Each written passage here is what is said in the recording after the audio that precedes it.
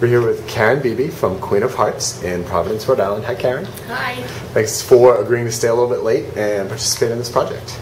Thank you. So, as I discussed with you, I'm going to ask you a few questions, and you can answer them or not answer them in any way that you like. Okay. Ready? Mm-hmm. How old are you?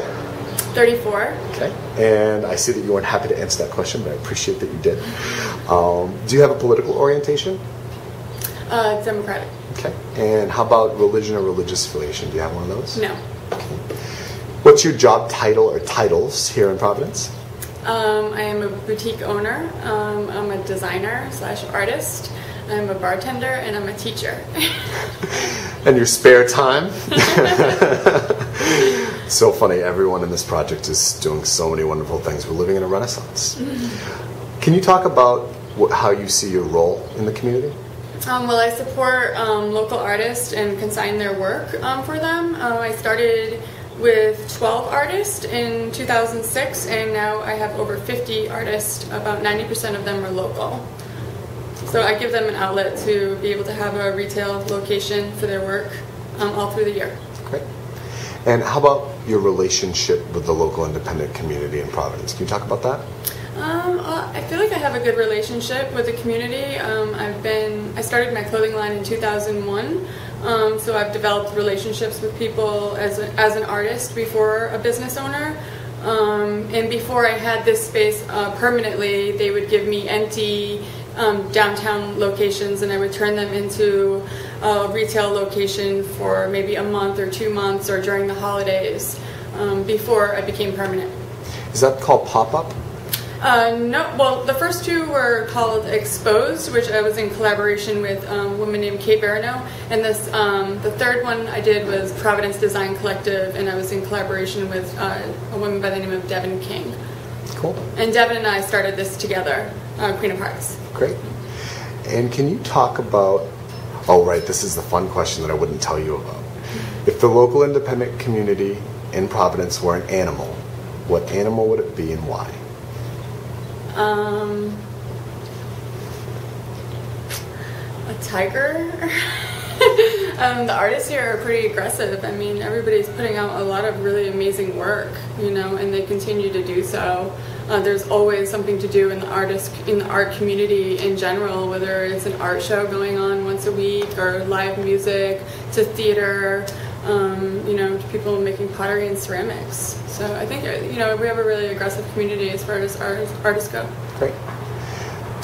So the next question I'd like you to talk about the program that gave me my favorite lapel pin, which you're wearing one of right now, which is the I Buy Art program.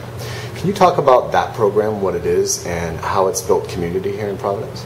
The program has really educated people on the importance of shopping local, and not only to shop local, you can also support your local artist while you're also supporting your local businesses as well.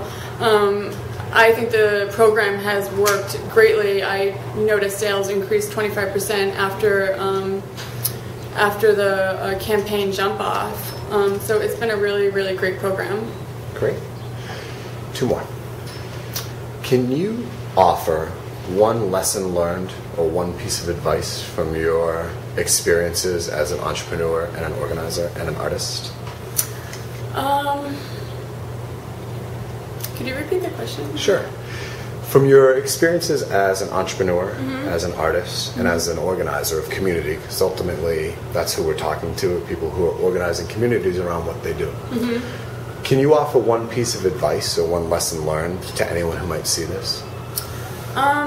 Well, I'm really big into also supporting youth programs, and I think that if everybody out there takes a little bit of their time to support or mentor local youth, you're really making a big difference. They've cut art programs in schools nationwide, and it's up to us to also be there and educate kids and give them the opportunity to learn about the arts. And they may have a talent that they never knew they had. Great. Last one. If you had one message, so you have an idea of what project we're working on and what we're trying to accomplish and who we're trying to speak to, if you had one message to offer to anyone who might see this, what would that message be? And I'll ask you to actually speak to the camera on this one. My message would be to really, really make a conscious decision every day to support your local businesses, whether it's the local hardware shop to the local grocery store, and support your local artist. You know, it's really, really important to step outside of the corporate world, as hard as it may be, but you know, you may save 60 cents or $1, but how important it is if you spend even a little extra, and maybe on the price tag, to support your local businesses and keep us going.